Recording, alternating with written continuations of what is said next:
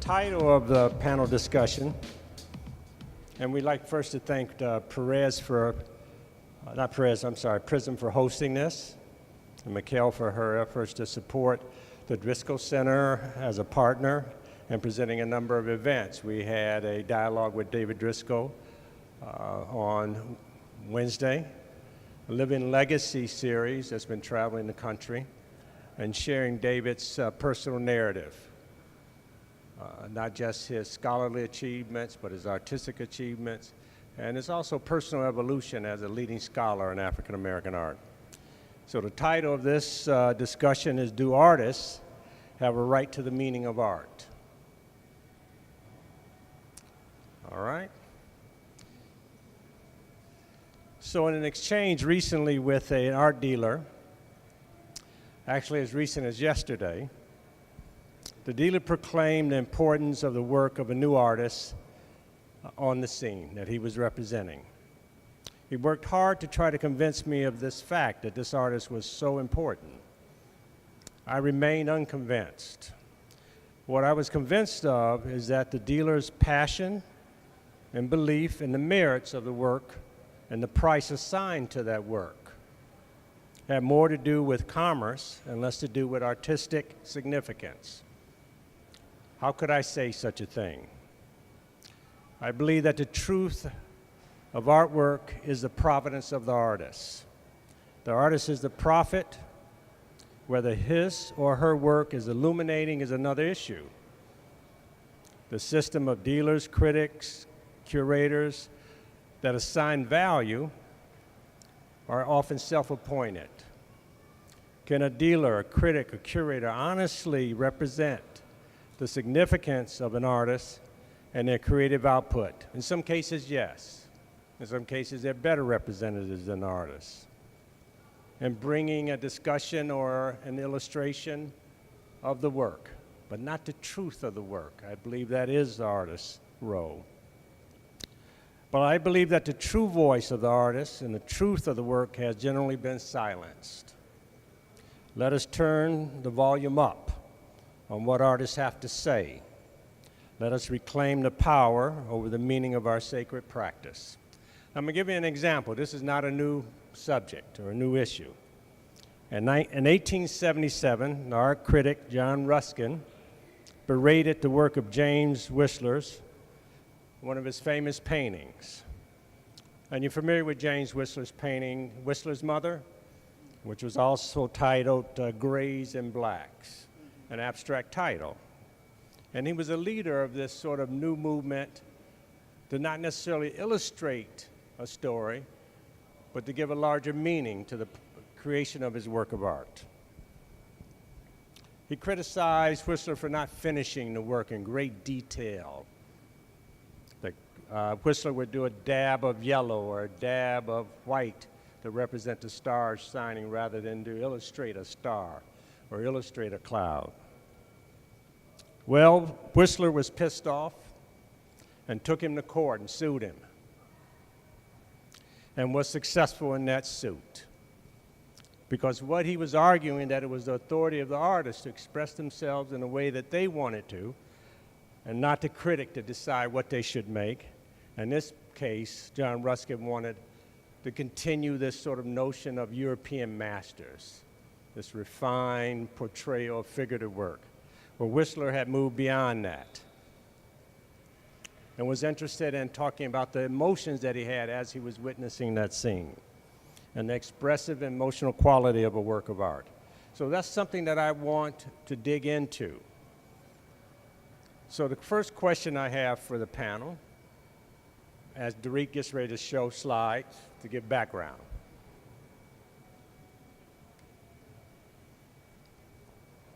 Okay, that was good. In speaking about my work, I always say that my work is about 4 issues. Number 1, the story that my grandfather told me. Number 2, the relationship between sight, sound, and color in terms of music. And number 3 and 4 is about 2 events that have changed our lives forever. When I talk about a story that my grandfather told me, when I graduated from high school, I didn't want to go register to vote. He owned a lot of property, and he sent me to a tree where African Americans, they were lynched by their neckties on their way to vote.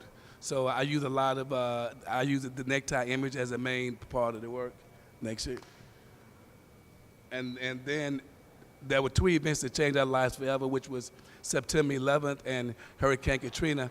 I was supposed to be in New York on September 11th. A friend of mine, he took a picture of a little boy holding a piece of aluminum and tar paper. So I started working on aluminum and tar paper as my protest against September 11th. This is the piece I did a series called Jacob Ladder, Do Lord Remember Me, and it was paying homage to a lot of my mentors and mentees as artists. And when I talk about music, I listen to a lot of music as I work. My grandmother owned a club in Blues, Arkansas. Matter of fact, she gave B.B. King his start, and the reason he named his guitar Lucille was by a lady that started a fight at her club. Man, learn something every day. All right.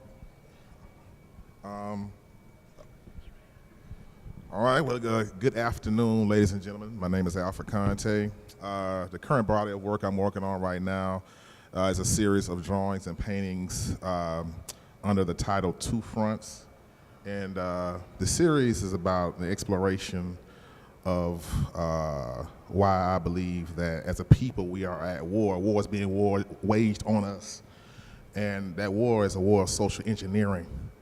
So when it comes to how the dominant society uses systemic factors to affect how we vote, how we spend our money, how we educate our children, these are some of the things I'm exploring in this body of work. For example, could we go back one hot second?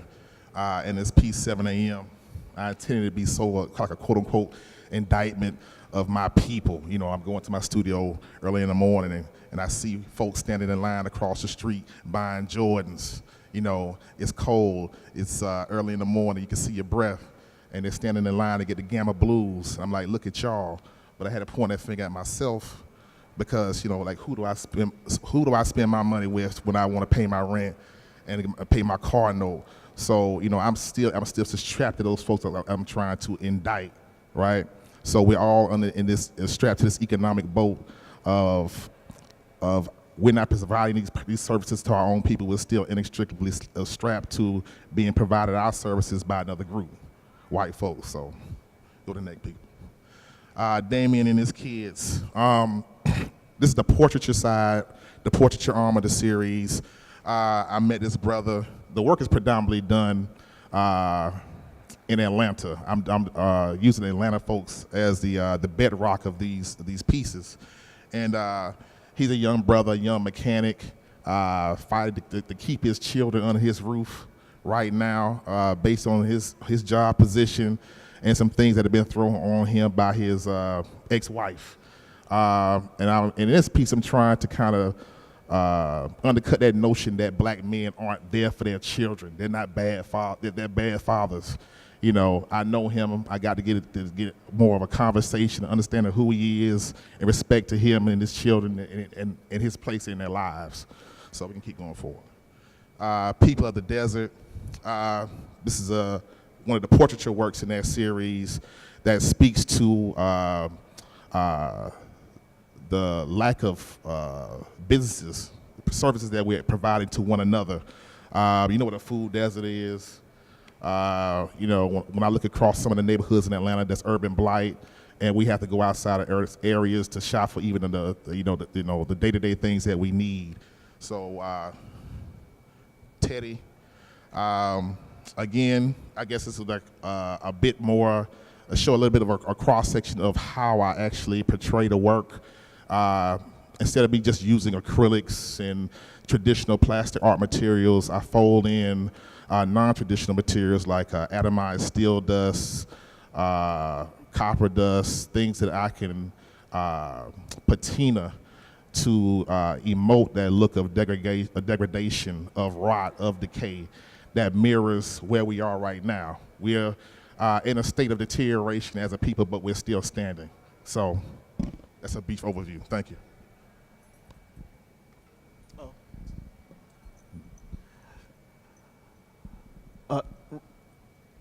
Hello, my name's Rodney Jackson. This is my work. What I'm interested in with this series of work, which is part of a series of work entitled Hip Hop Art. The main focus behind it was to document contributors of the hip hop culture through a series of portraits. And in that, the process of creating the work is, I think, analogous to what the photorealistic or the photorealism was doing in the 60s, where artists were mimicking photography. In this case, since what was happening in the music is that there was this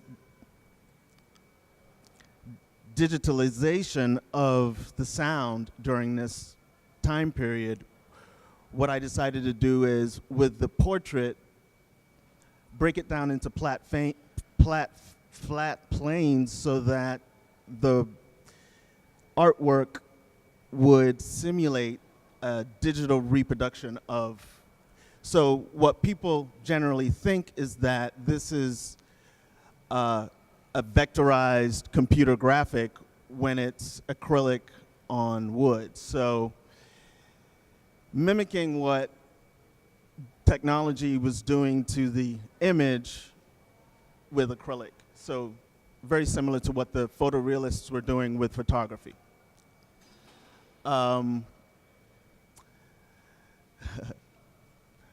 So in this particular case, it was 2008, and Obama was campaigning to be president, and I decided to create this portrait. And it was a little bit of a departure in that most of the portraits that I was doing at that time were hip-hop contributors, but in this particular case, it was like he had such support from the hip-hop culture that I felt like I needed to include him in the series of portraits. As of late, I've been doing a lot of drawings and experimenting with drawing digitally as opposed to mimicking drawing digitally. But so these drawings are actually digital drawings done with an Apple Pencil on an iPad. Hello, my name is Delita Martin. Thank you all for coming. So basically, my work is at its very core about the identity of African American women. And with each series of work that I create, I explore different aspects of identity. This particular series of work is in a series called Between Spirits and Sisters. And so I'm exploring the what does the visual look like in terms of our spiritual identity? How do we as African American women interact with our spiritual selves? How do we become the other? This particular piece, I have typically when I do my work, my earlier works I should say, are works or portraits of women that I call spirit women. And as of recently, I have begun to photograph family members and extended family because I wanted to explore the connection between women that I know, including myself, and how we interact with that other space, with the spiritual space as well as with the spirit women. And so you see that in this particular piece.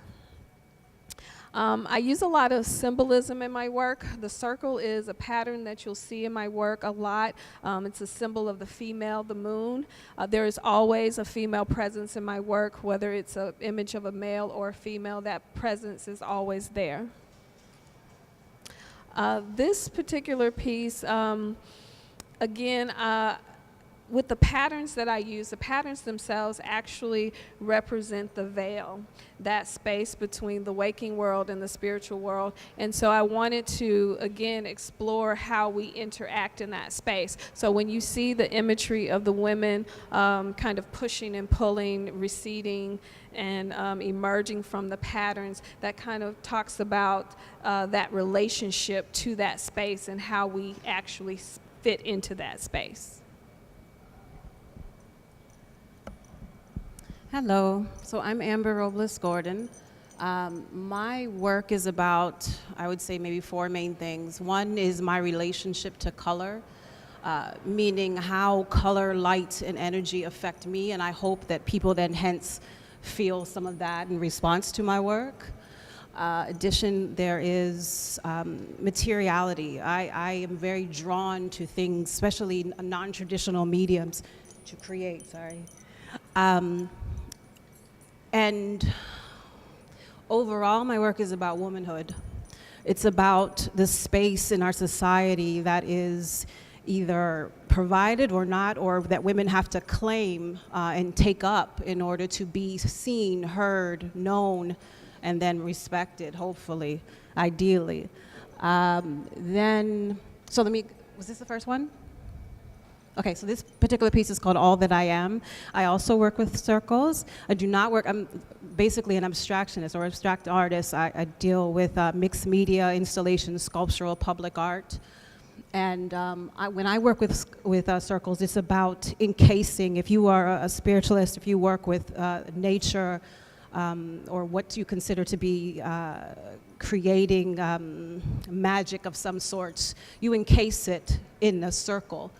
Traditionally, historically, that's what it's done, and I continue to do that when I create my work. This is a series called Interdimensional Realms. This is the first of the series. And with this, I'm talking about, I'm a big sci-fi nut, which I know is weird, but it is what it is. My mama made me a sci-fi nut. And I've always yearned when I watch these things, where is the black woman? Where is the female? And if you are sci-fi, if you are science fiction, you may have missed us, as though we do not exist and therefore we cannot exist in the future, and I refuse to believe that. So this particular work is about, and you can't see it, it also is about perspective, but creating these little dimensions within the work. And I wish it was here now, but it's not, but if you go up to it, you can see, and I've crafted these little spaces because I want to create things like this for my niece, who deserves to know that, yes, you are represented. And that's the second one. It's a diptych. So I mentioned that I do installation in public art. So this is, My Rainbow is Enough, and this was actually commissioned by the Schomburg, and it traveled. It was in celebration of Intisaki Sanjay, which, when it traveled, we got to meet her and interact with her each show. So I get kind of caught up when I talk about this now, because she's no longer here. But it was a very wonderful show. It was curated by Solio, and I'm very attached to this work. So. Well, I'm sure you were impressed by the presentation of each artist, the body of their work, especially the work representing, in a way, a metaphor for the issues that they're concerned about. You know, Kevin spoke about the message from his about the hanging in his family. You know, Alfred talked about living in an environment where he's witnessing some behavior that is questionable and where the members in that community are victimized by a larger society. So his work becomes a metaphor for that, to bring that forward to us. And of course, Amber spoke about, you know, the future, going into space and the sci-fi, and whether we're present, and whether we will exist and be portrayed and presented. Delita speaks about women and giving voice to women. So the work grows out of a desire, out of an impulse, out of an emotion, and causality, like David was speaking about the other night, that it comes from somewhere. And it has a meaning and a desire. And of course, Rodney, mimicking technology and in a way, reclaiming a certain kind of originality, mimicking technology but doing it with his hand. That technology can be challenged, that we just don't have to accept it. So the first question I want to ask, and I'd like anyone to jump in. If you don't jump in, as I mentioned, I'll drag you into it. Who gets to determine the value and significance of not only a work of art, but your art? Kevin? Is that one working? Amber?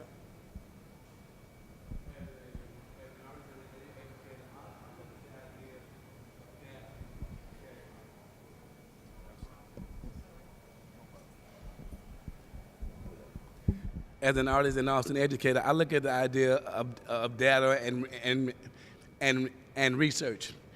Art News, which is one of the magazines, the national magazines, when you look at Art News, they publish an issue every year called the Top 200 Art Collectors in the world. For the last 25 years, there's only been 3 African Americans mentioned.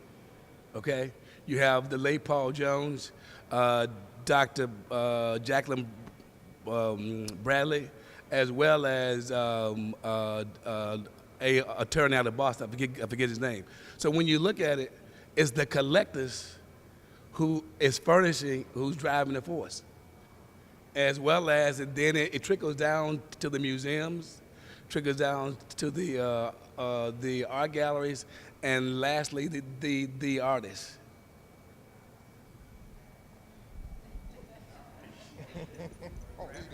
Thank you. So I know that that is a traditional model. I don't debate that or negate it. However, you know, I strive to believe and to practice that we need to recreate this model. I refuse to allow other peoples outside of who are producing this work and who do the work that I do to put into my work. I mean, like the sketching, the actual research that goes into what you see, I refuse to allow you to dictate. That doesn't make sense to me. And I think that this industry does not give the artist enough, or that the artists do not claim their value enough.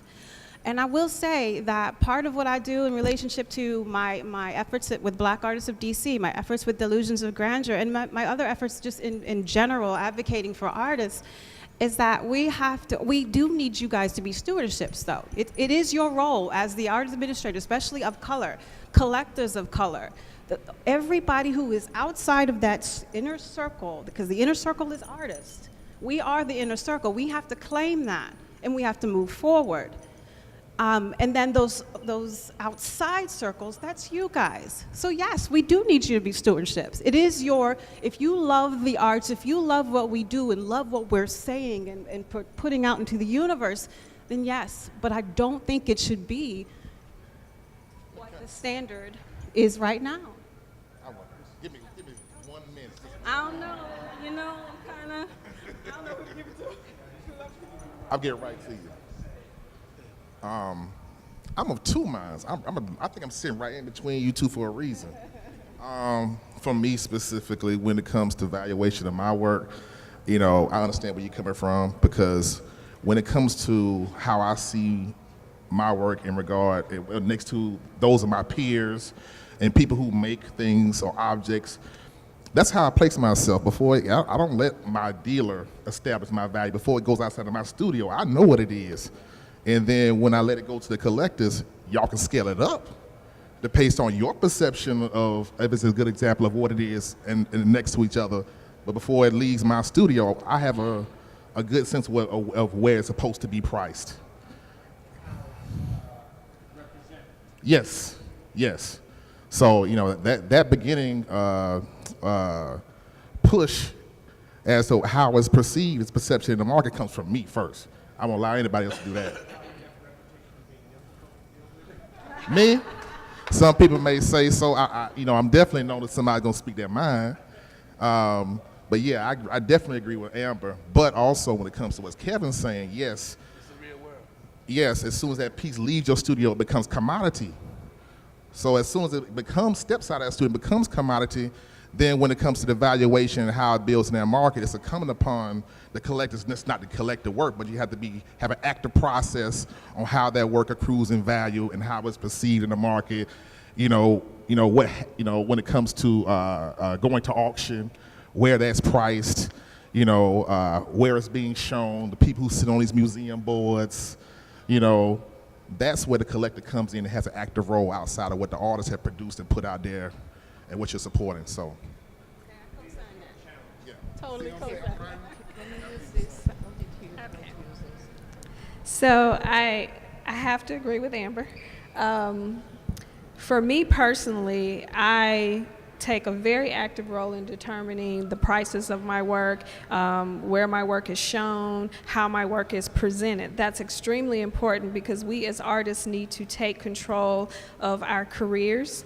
We need to look at longevity for our careers, and we can't have sustainability of our work, of our message, and the impact in the art community unless we have some control and have a partnership with the galleries and the dealers that we work with. You have to have a partnership and you have to take an active role. I do, however, believe that it's changing. It is changing because the internet and fairs like this has globalized the art market. It has opened up you have more access to dealers, you have more access to buyers, you have more access to people who consume your work. So as an artist, we're able to go out and we're able to, find our tribe. We're able to find the collectors for our work. We're able to connect with people, whereas before we were not able to do that. So you're beginning to see artists take a more active role from that perspective. You also have artists like Amber who are setting up and working with organizations, setting up organizations who are establishing their own income streams and creating spaces for themselves in the art world. I tell my students when I teach, sometimes as artists, we're creative people and we have to create our jobs. We can't necessarily go out there and just find a job that's out there. We have to create our spaces. I personally, I'm a printmaker, and I was asked a question once that really kind of threw me off. I was asked, what do you want your legacy to be? And it took me a few minutes to answer it. And I said, I want to be for other artists what Elizabeth Catlett was for me, what John Biggers was to me, Doc Thrash, all of those people. I want to be for younger artists and emerging artists what those artists were for me. So I had to make a decision, and so I'm working on starting a residency for artists. So again, we have to be creative and we have to be engaged in what we do as artists to sustain our careers in art. Do you want to add to that, Rod? I always thought it was Christie's and Sotheby's that determined the value of the art. That was a joke. But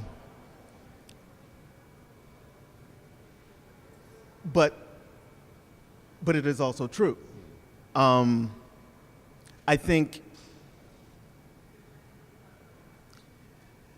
that's one of the reasons why we're here. We're trying to engage that. We're trying to shift the line a little bit. I think first and foremost, the artist just has to have a sense of worthiness.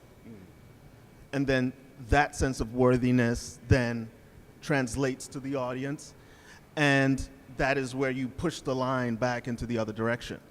But yeah, I think these guys covered it.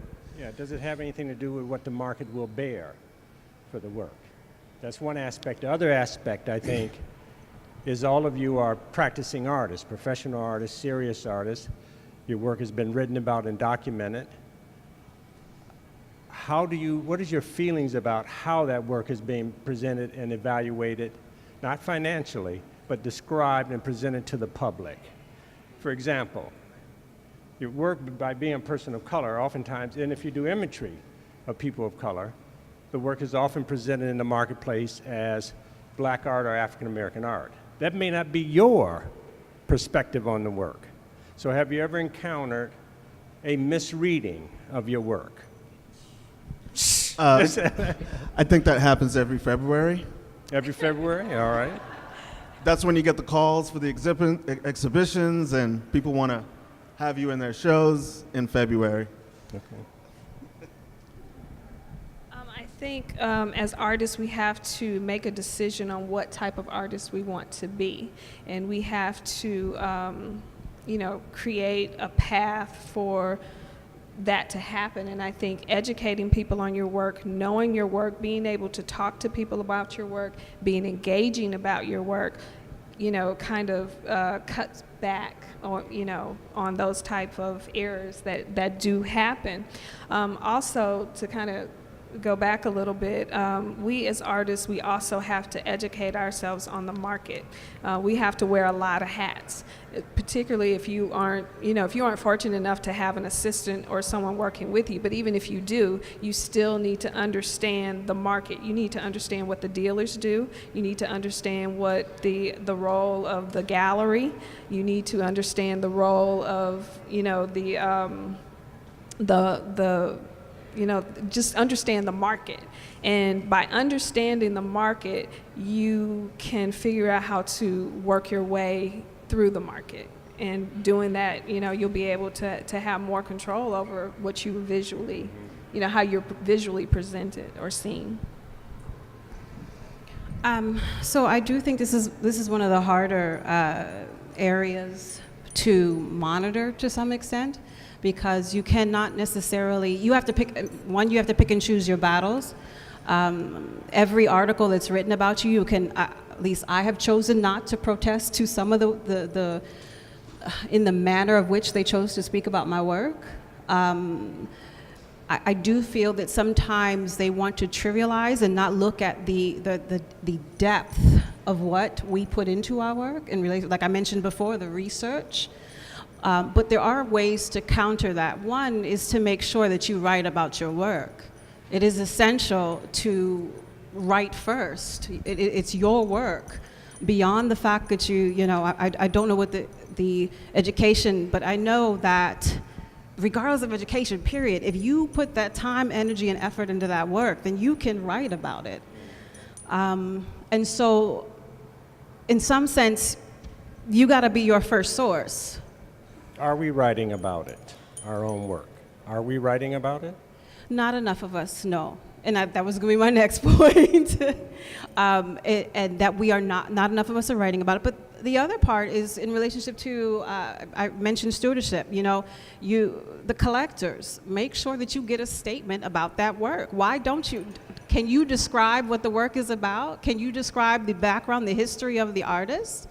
And if you can't, why not? I really, sometimes when I have these conversations or when I get up on these things, and I often wonder about the relationship between the product and the producer. And I think it parallels other relationships, very important relationships in our society. You have the mother and the child, okay? And when the mother is separated from her child after birth, it's this distinction between the two, and it rightfully should. However, the woman is treated differently after the birth of her child. The attention goes to the child. I know that's a very, out here description, but it relates. If you even look at the music versus the musician, we treat musicians differently than we treat the actual product. And I just think it's something that we need to look at as a society. Why does the value change versus when it's left the producer? So, Alfred, do you have something to say about that? Oh yeah, of course. For me personally, I agree with what you said 1,000%. Documentation. When it comes to your artist statement, when it comes to the language that you develop about your work, that comes from you, and it needs to be airtight, because that's the information that dealers need when it comes to what they arm themselves with to dialogue about your work. And for me personally, I know how it goes, because my work, directly indicts white supremacy. And I know my dealers deal with white collectors, and they may be afraid to say stuff. But I was like, dude, Miss Lady, don't be afraid. It's right there. It's not you talking, it's me talking. And I and stick to the script. You know, it's right there for you. You know, Delivered, right? yeah, Delivered. you know, it's right there. It's what this work is about. So I you know, if it's coming from your studio and it's airtight and it's speaking directly to what this work is speaking to, I think if you have people along that chain who are representing it, there's no reason why So that work can be speaking about cogently. Ambiguity in regards to explaining or presenting the work to be intolerant. You don't want To ambiguity. me personally, I'm intolerant of my work being, you know, minced words being made up about that. You know, because it always gets back to you when it comes to an article that's being written and the language is very vague and milk toast. Yeah. I don't like that. You know, let's cut straight to the chase. That's what the work was about, right? Yeah. The So- intention you have, right? You got intention. Yeah. Well, I know with me being an abstract artist, I deal with it a lot. And I've had art critics to say that, you know, I love the work, but when I found out that they were about lynching, I don't like it.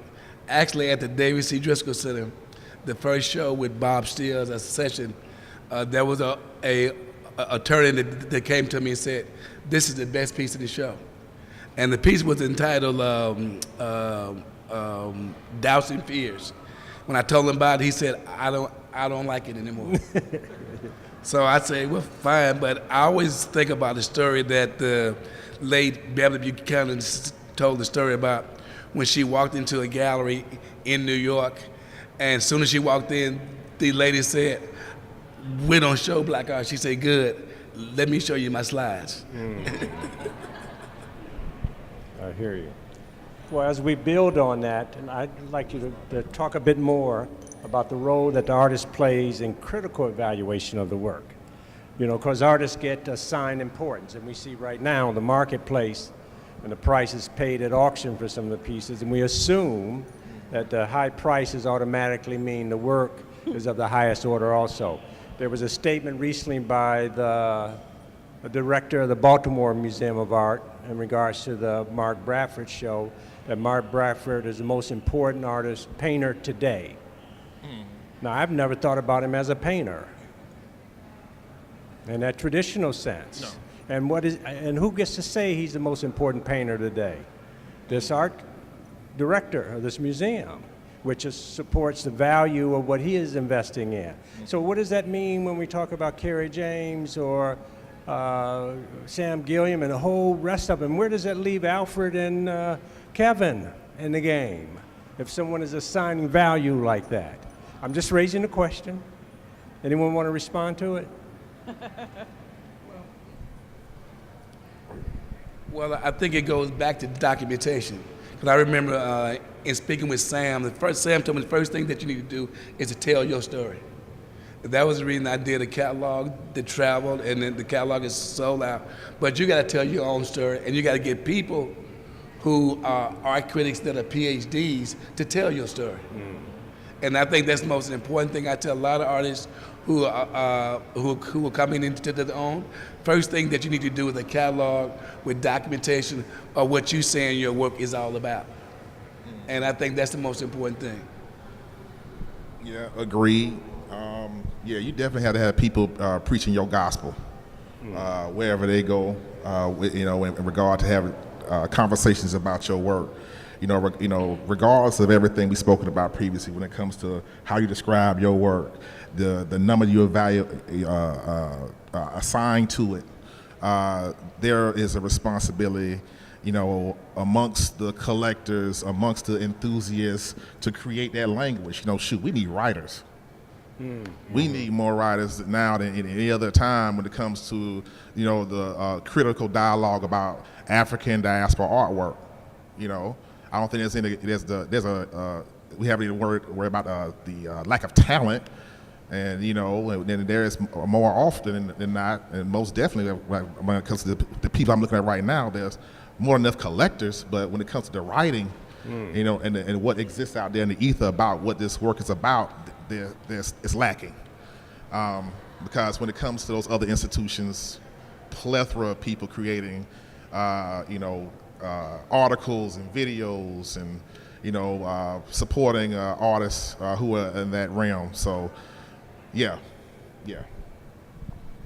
So my first reaction is I'm not mad at that.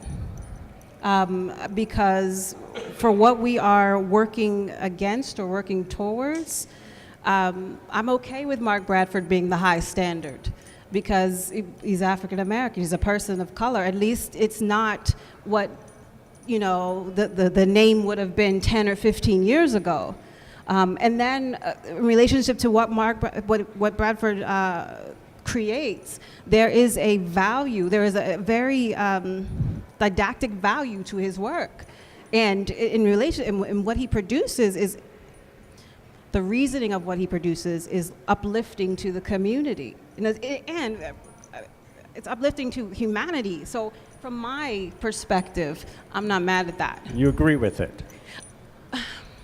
I think it's just one opinion of a stream of a million. And I'm okay with that particular opinion because it does not, Take that apart, Alfred. Go on, get it. I want to say one thing too. Don't hate me for this, y'all. I'm just thinking out loud. Who's collecting Mark Bradford's work? I'm asking a question. This is a call and response thing right now. Who's collecting his work? How many of it in this room have the pockets to get a Mark Bradford? I know what those works are going for right now, right? So when it comes to that institutional support, who's creating a language about it at the highest levels? This is a trickle-down thing when it comes to how information is disseminated, right?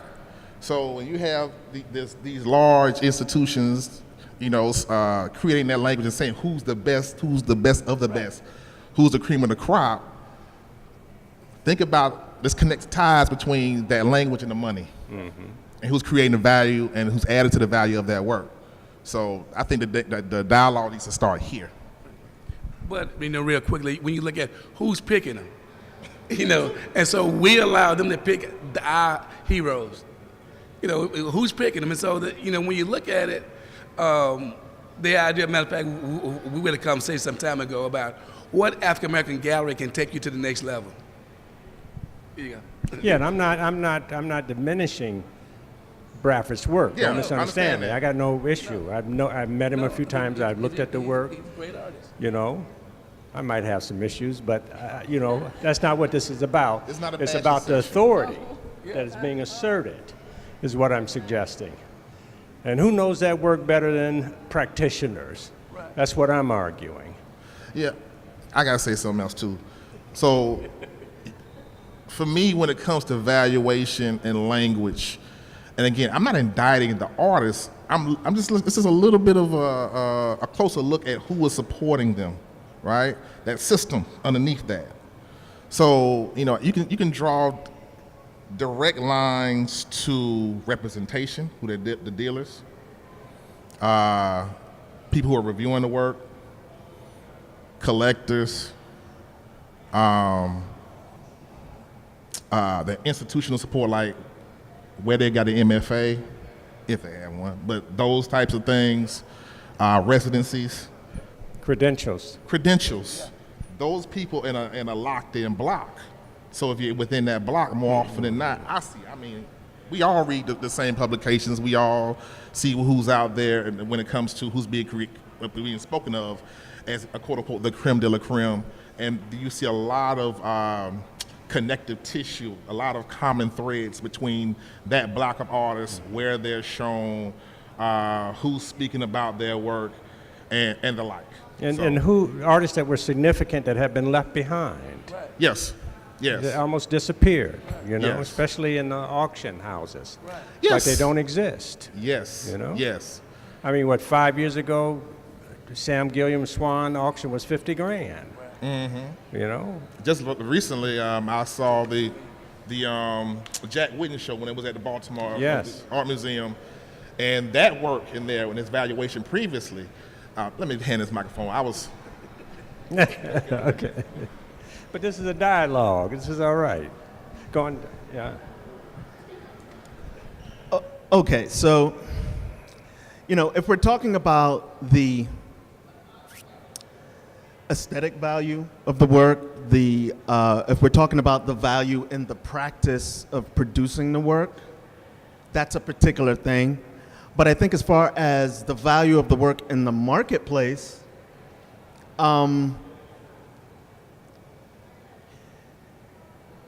it's very similar to how equity and value is established in many other things. It's a business at that point. So people that have money, they can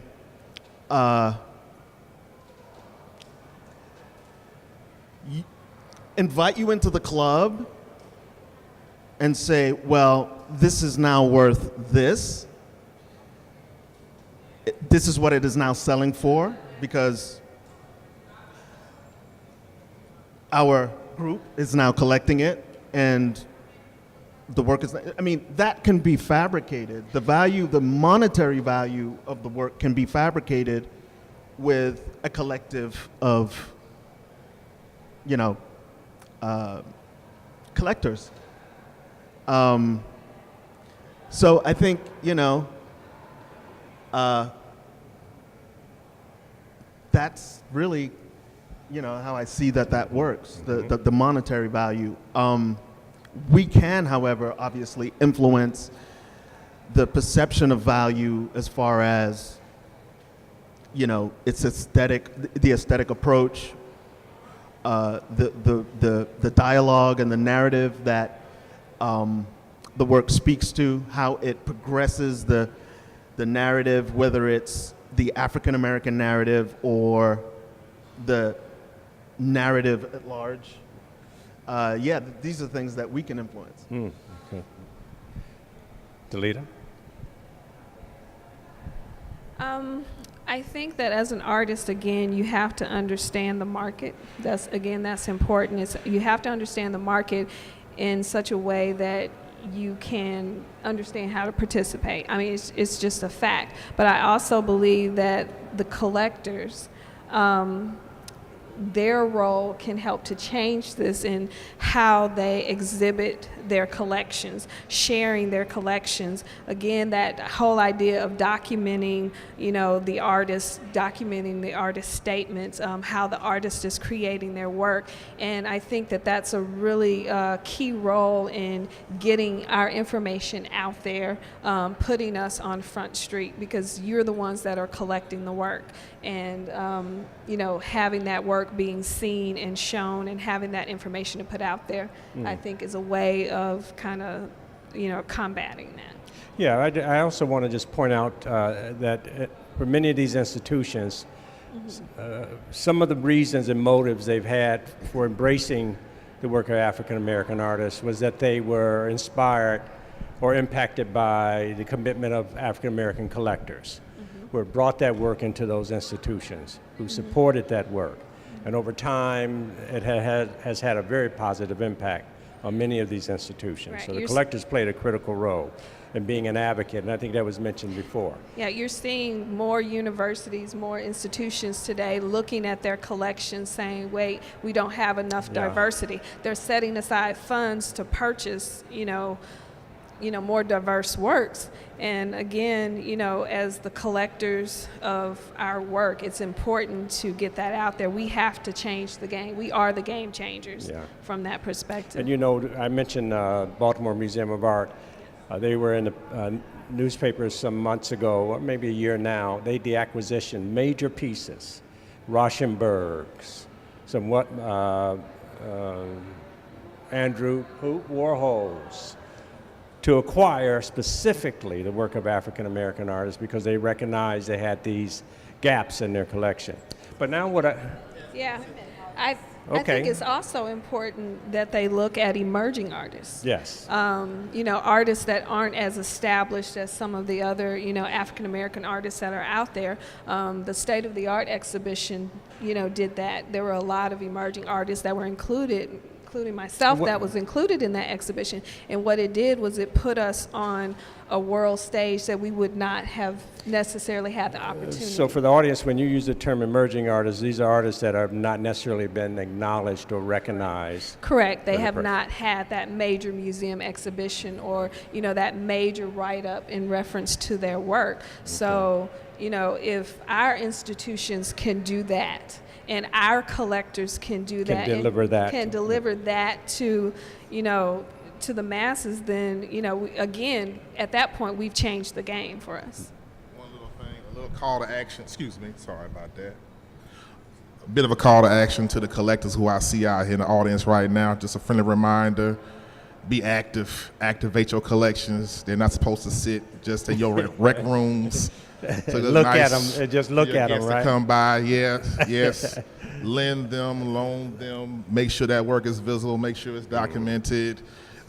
Make sure that their artist names rings out from your collections, so you can give institutional support where it's needed.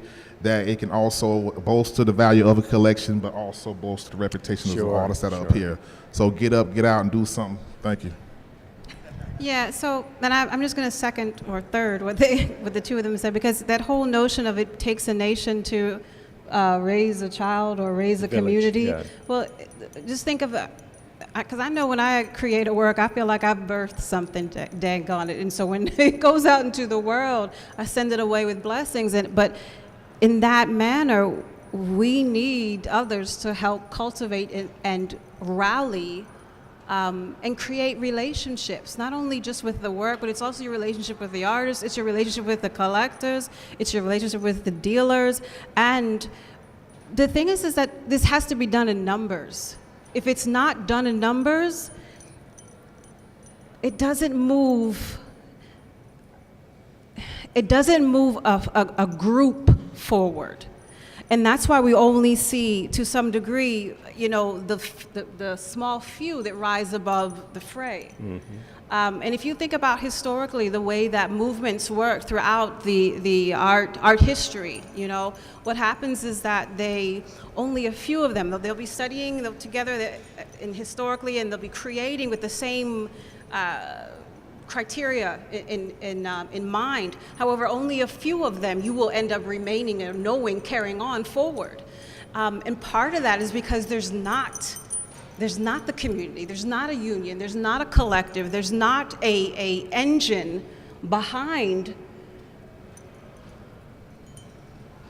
the grouping of artists. And if we don't figure out how to collectively do it, and this is not just art, this is our people, period. This is the things that we need to activate in general to push people of color to get our things on the agenda. But it doesn't just end with the purchase of an artwork or a liking of an artist or artwork. So we presented this public sort of description of your role as artist, your attitude about these issues that are related to public practice in the marketplace. Now I'd like to take the audience into your studio, into your process. So let me imagine that I want you to imagine that you're coming to your studio late at night or first thing in the morning. You're walking in, and present in your mind is your project and the work that you have to do, and some of that market's noise is in your mind also. And you are walking in there and you're beginning to practice and beginning to start. So Kevin, I want to start with you. We're going to go down the line. I want you to talk about that morning or that late at night. I don't know when you work. When do you work? All night, all day. All night long, all right. I want you to give them a picture of that interior, the studio, and your process. And with me, before I do the work, I start out with the titles of the work come first. And I'm fortunate that I have 3 assistants. I have 3 studio spaces. So I decide what day or which studio I want to work in, whether I want to work on the pieces on wood, work on the pieces on aluminum, or work on the pieces on tar paper in terms of drawing. What I always do is I feel like it's very important because I listen to a lot of sermons, I listen to a lot of music as I work. And what I normally do is I sketch out the work. I have a assistant who does all my aluminum fabrication. I draw everything out. He cuts everything out on that part. Then I'll make the mark making and etching into it.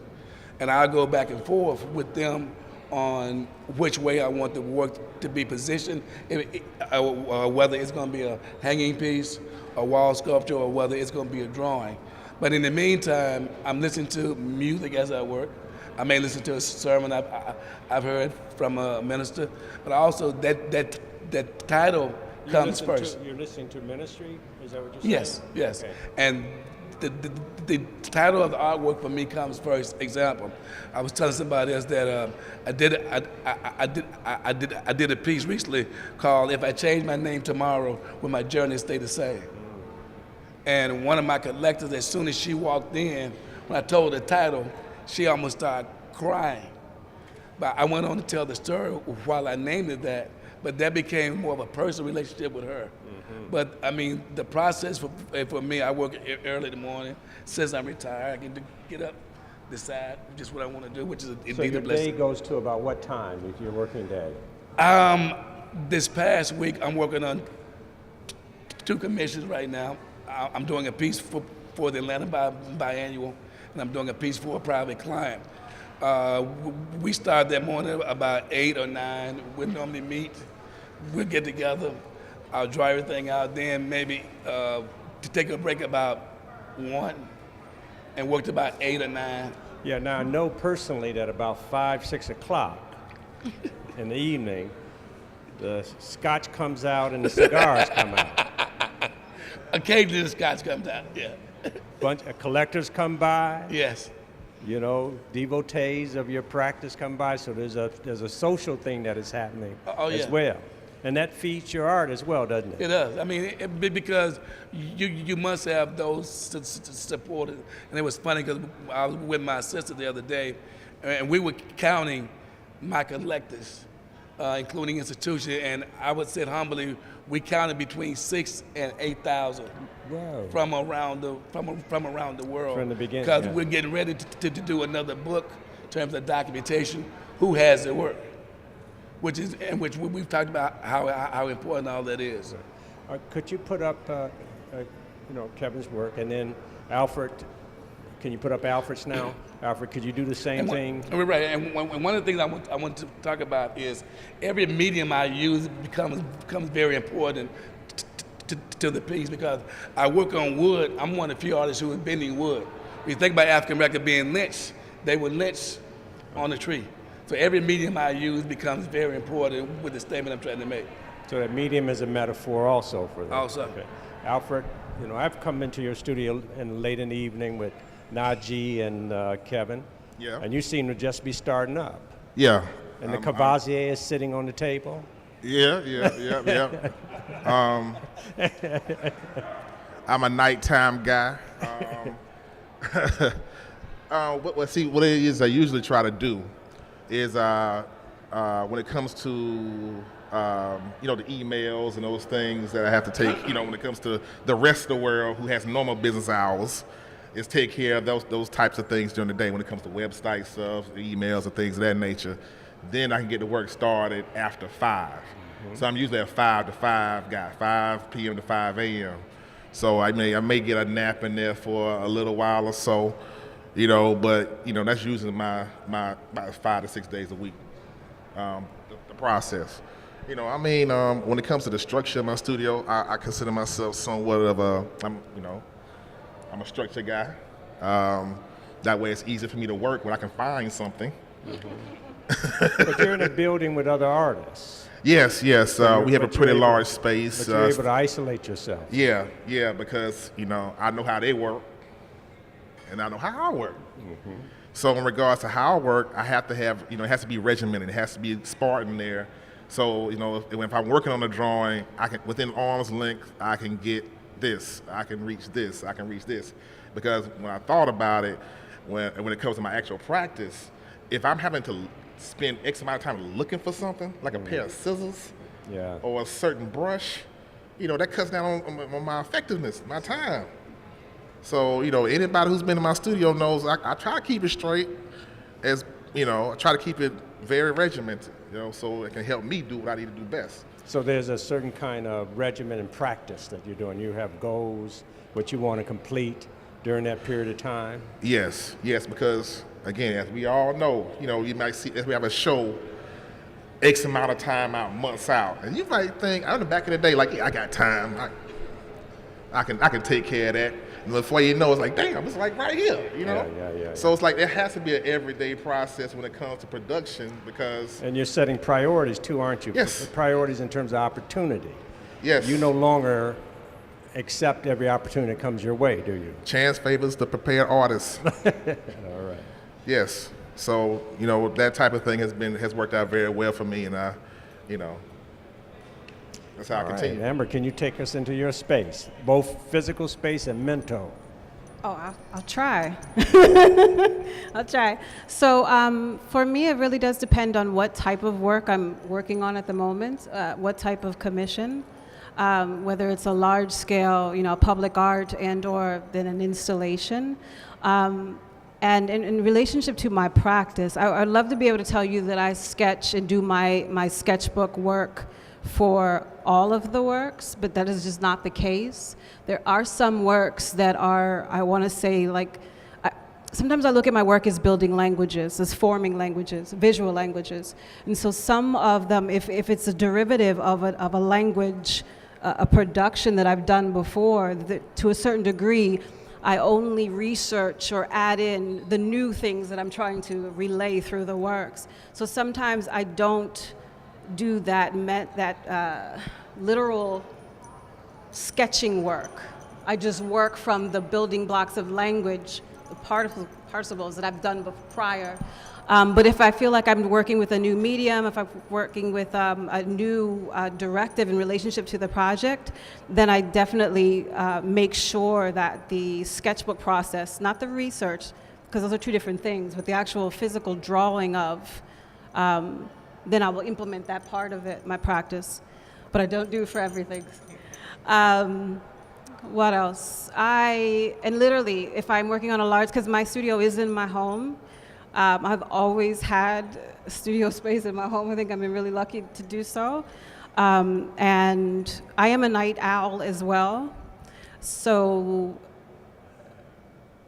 I hope I'm not the only one that stays up till 2, 3 a.m. in the morning. Okay. Y'all were talking pretty early. I'm like, Do you have an inventory of material that you select from? Oh, well, for the most part, like I said, it depends on the work. So whether it's the works on paper, whether it's I'm working with textiles, whether it's I know that I'm creating a public art installation that it is going to be on a chicken wire base, then I already know what my materials are, meaning because those, and I get commissioned to do those a lot, people favor them, that means that I'm working with fabric. And then I have this whole section of fabric materials that comes out versus if I'm doing an assemblage or versus if I'm doing work on watercolor paper. But what I find is that what's interesting is that you have to re-up. It's like I have to re-up my upload information from the past to then apply it to the new project because I don't always work with the same medium. I get bored. And so it means that I have to kind of test myself and try something new. Plus, I really like working with recycled materials because I want you to question the materiality of it, but then also I want you to question the use of it, and how do you use it in your space, and because I'm really intrigued by the notion of what we use and then discard and then act like it's supposed to disappear after that. So it definitely, for me, the variable is what is the commission? Sure. Great. What am I working on in this space? But then I want to say, but yes, there is that aspect in relationship to the administrative and having to align yourself with the schedule and the time frame of people that you have to interact with in relationship to making your business run. That is definitely one aspect. Then I'm probably the only one that's going to say this, but I also want to say that many of us need to also consider in relationship to our practice, our health. Because it's not mentioned enough.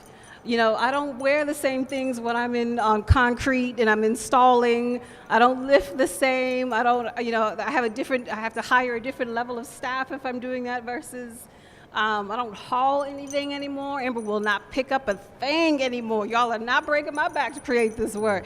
But I want to just put it out there because a lot of people don't consider what we have to do in relationship to the physicality of our practice depending on what we are producing. And it is an issue. It is something I've discussed with my peers on tremendous levels. Stand on top of ladders for hours. Yes, hello. Do you know that your chest will lock up on your tail if you stand up on a ladder for hours installing, fixing, fussing with a piece? You don't think about that. You just look at it and you see its finality. But it's real. So. Great, Delita. Well, I am a very early morning person.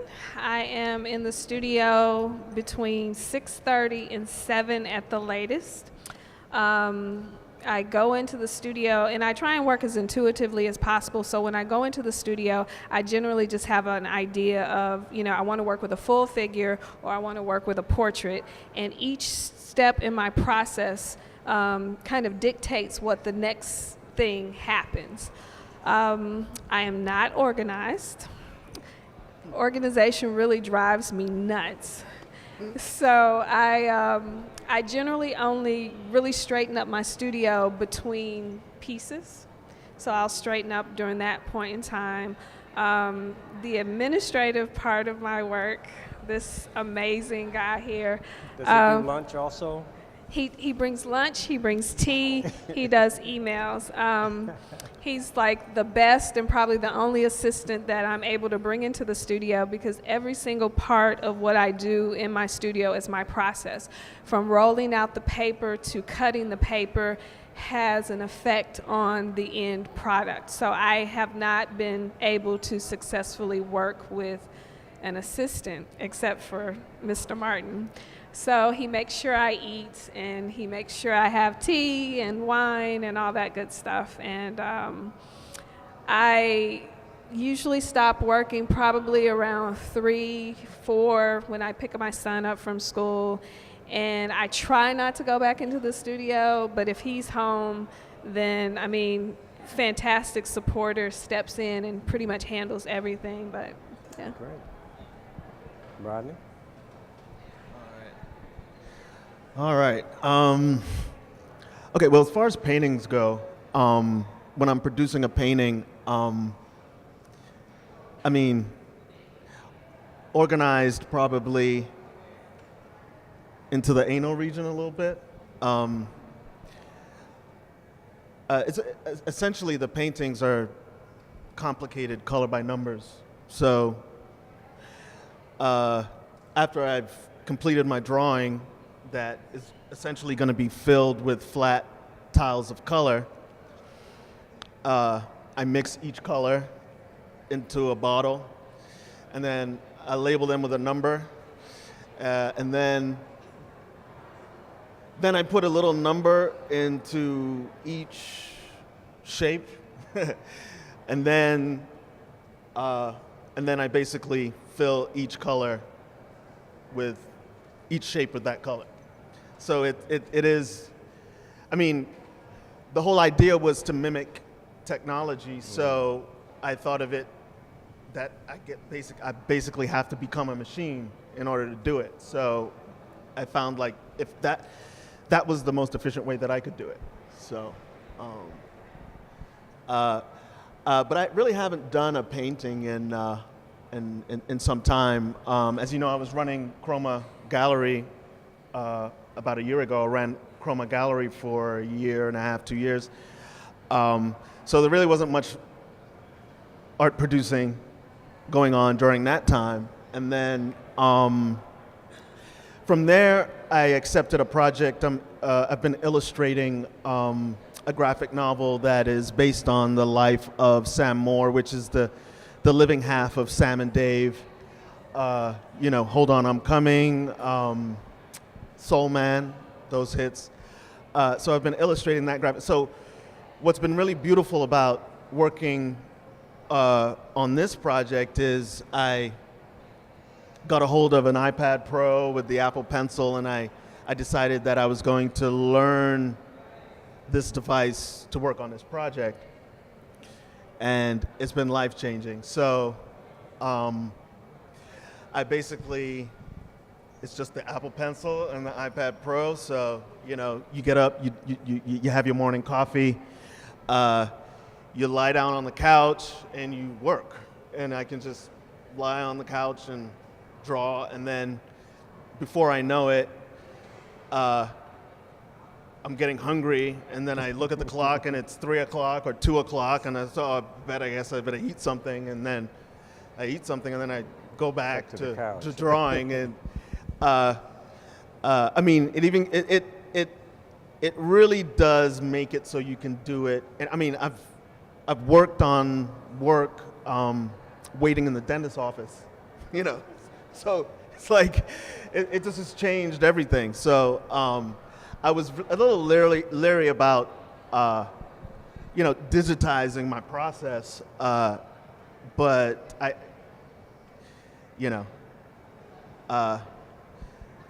honestly have to fight the urge of using it in bed right before I go to bed. I have to actually fight the nerve, or at least someone knocks it out of my hand if I do it. But so and I've just really been sort of enjoying that a little bit. Yeah, and then I think I'm just taking a little bit of a hiatus from producing work and materials. I'm also experimenting with AR and VR, and I haven't quite figured out how I'm going to combine that with the material world yet. So I think once I figure that out, then I'll probably end up going back into working on a daily basis. Good. I'm going to ask a final question and then allow the audience to engage in a dialogue with you as well. I'm a firm believer that what comes to you is what you ask for. So if you ask for a little, that's what you get. If you say, and many artists only ask for the right to practice, especially coming out of school. I just wish I can practice. I hope I can practice. And that's what they end up having, is the ability to practice. I want each of you to tell me what your wish is as an artist. What would you like to exist for you? You have it in your hand. All right. What would you like to exist for you as an artist with this kind of experience that you've had, the perspective that you have had, the professional success? What do you wish for as an artist? Oh, wow.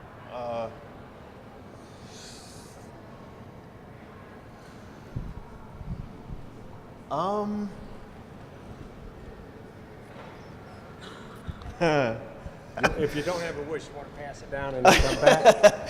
Well, I think at the top of the list is I think the appropriate recognition for the work. It's just recognition. The appropriate recognition. The recognition that matches my sense of worthiness. Okay.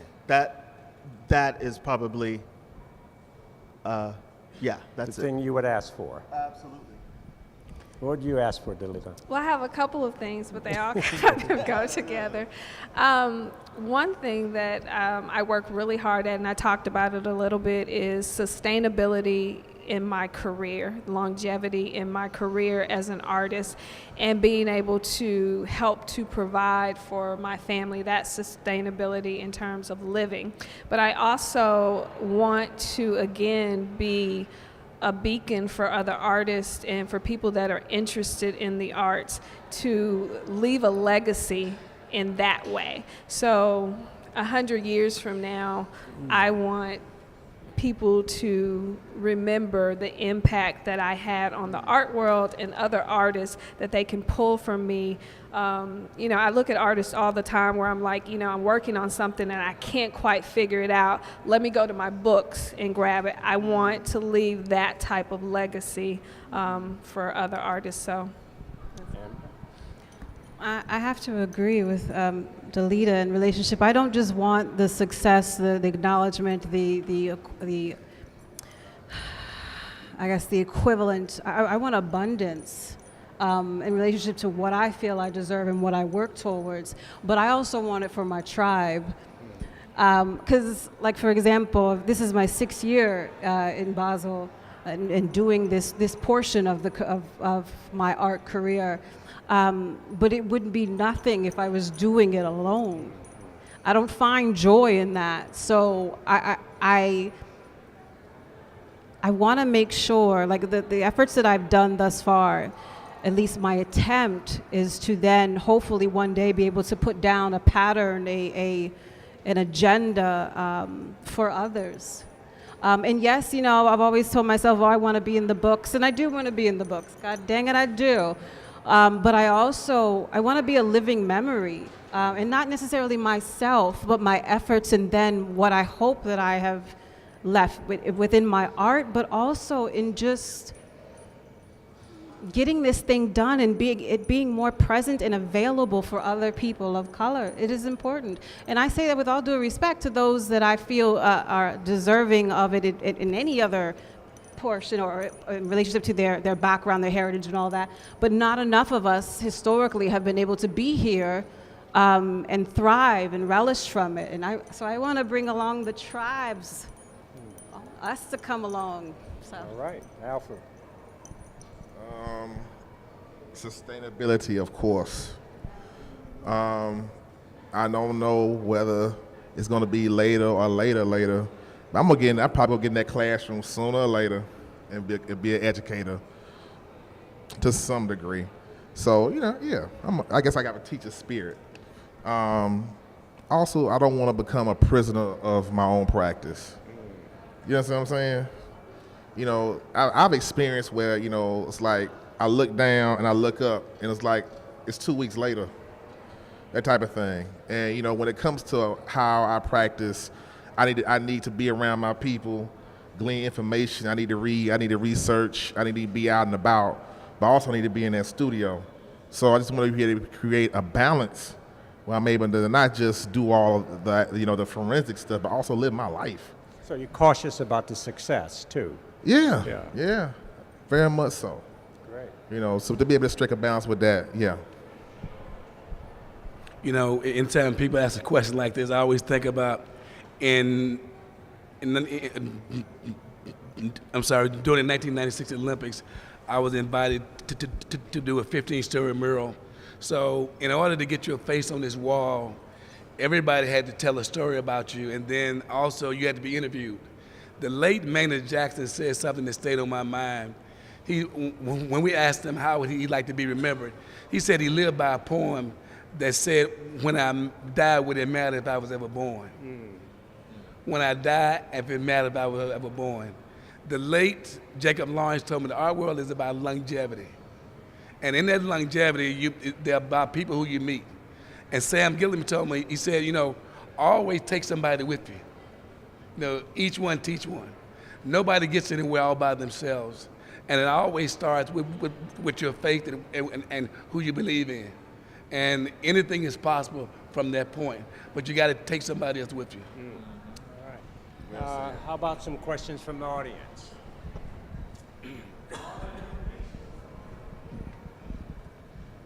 You all have talked about knowing the market and value and things like that. And you all have also talked about your practices and how much you put into it. And the gentleman talked about the artist who they said is the best painter and all that. I looked him up real quick. But my thing is, you all know how much you put into your work, and I get the market, and you also talked about the authority that gets to determine how much it is. What does it feel like when you see an artist who you know they did not put in the work, and then they get that value assigned to their work? Like, how do you all change who gets to say how much your work is? Like, is it possible to change that authority? I don't think you can say that. I always look at it, I always tell artists, anytime I jury a show, they'll say, well, I didn't get in. Maybe your work don't fit in. And I get calls when I jury a show, and I think you gotta look at it, what's next? There's always that, I always say there's that one collector for every piece. That one collector that's gonna get their piece. I don't worry about it. I do me. Here you go. I'm of the mindset, be the change you want to see. So I think it's important as artists that we make sure that we're going out there and we are being recognized by, the right standards, while we're putting in the right effort and we're making sure that we're documenting and, we're presenting ourselves in the best light. I mean, I can't control what someone else do. I just know that I need to be able to sleep at the end of the night. I need to be able to sleep through the night knowing that, I put my best foot forward and I'm extremely proud of the work that I put out. I'm the absolutely first critic. Now, that's hard and it doesn't happen overnight. But again, I think I have to tell myself daily, you are your first critic. You control what you put out, and you control how you present yourself. So it's a daily struggle. And I think it's a daily struggle for every artist, but I can't control what they do. So I was thinking about this earlier, and partly because I really believe that my connection to my work is it's a spiritual connection. So my practice, just like I practice yoga, just like I practice a certain amount of reading, or my art is my artistic practice, and it is connected to my spirituality. So to some degree, I can't use my energy in that way. Yes, I will snicker sometimes. I will be my girl, Jay will go back and forth, and the other members of Delusions, we got a good thread going, and it gets hot and heated sometimes. But even then, we have to pull back because it's not a productive use of our energy. And if I want to cultivate, what I say what I want to do, then I can't use the energy in that way, But on the other side of that, I then have to figure and just focus in on what I want to put out into the universe. Because obviously, well, at least my belief is that then I will get it back. And whatever that is in relationship to what they're doing, and that is on them. Good. One more question from the audience. One more. Just one. Well, it's difficult to pick just one question or one questioner, but since I've been given the honor, quickly picking up on your point, I wanted to go back to the issue that you raised, Curlee, of the artists, about their work and the importance of controlling that narrative. Ultimately, you're right. Once you create it, there's a whole universe of other parties out there, other constituencies that are going to weigh in and ultimately determine what that fuller narrative is. When you talk about Mark Bradford, the point that jumped out to me that no one really acknowledged, it just so happens that all five of you produce work that specifically speaks to the African American experience. With all due respect, I think we can agree that Mark's work does that less so. So there is an issue in our community with everything that's been talked about the importance of who controls the narrative and what the ultimate objective is. There is clearly I don't know that I heard anyone specifically state this, but the elephant in the room, that there is clearly a disconnect nationally, globally, about valuing work that speaks to the African American experience throughout the diaspora. So I think we have to be intentional about addressing that issue. All of you have spoken eloquently about how you approach it and how you are taking that role on more and more. But it's important to us in this room as well, as collectors, as dealers, as museum officials, et cetera, et cetera. You spoke about, quickly, I think it was you, Delita, about the fact that there are museums who are now being intentional about acquiring and creating funds to acquire African American work. We as collectors and donors have to be willing to pony up and do our part to make that happen. We have to take that notion back to our communities. I'm in Atlanta. The High Museum needs to have the type of program that Pam has now, a specific fund devoted to acquiring African American work. We need to take that message back and demand that our local institutions do that as well. There's so much I can say, but I'll stop there. Well, that's the end of it. I want to thank you. They're giving us signs to get out, so I want to thank all the artists for participating. And again, you know, this was organized by the David C. Driskell Center, which is at the University of Maryland, and we've hosted a number of events during these few days of our Basel, and we appreciate this. And please come by the Driskell Center when you're in College Park or close to DC and visit us. And there's some material as you get ready to exit on the little bench if you want to pick up something. Thanks again.